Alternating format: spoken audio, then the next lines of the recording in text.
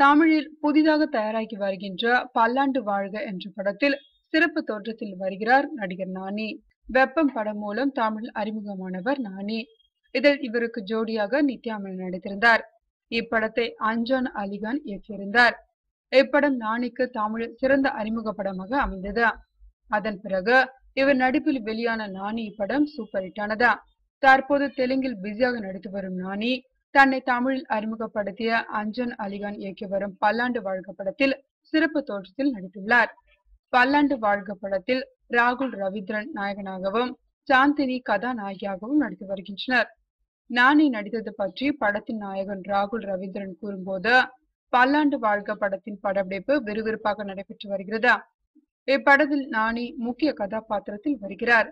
இதற்காக கடந்த 2 நாட்களாக படப்பிடிப்பில் கலந்து கொண்டுள்ளார். நானி ஏற்கனவே வெப்பம் படத்தில் அஞ்சான் அலிகானுடன் பணியாற்றிய அனுபவம் இருக்கிறதா. 2 பேரும் நல்ல நட்பை பரிமாறிக்கொண்டனர். நானி படப்பிடிப்பில் கலந்து கொண்டது சந்தோஷமாக இருக்கிறதா. இவருடைய கதாபாத்திரம் மிக சிறப்பாக வந்துள்ளதா. இப்படத்தின் படப்பிடிப்பு மே மாதம் இறுதியில் நிறைவடையும் என்றார். நானி ஏற்கனவே நீதானே என் பொன் வசந்தம், நிமிர்ந்த நில் ஆகிய படங்களில் சிறப்பு தோற்றத்தில் நடித்துள்ளார் என்பது குறிப்பிடத்தக்கது.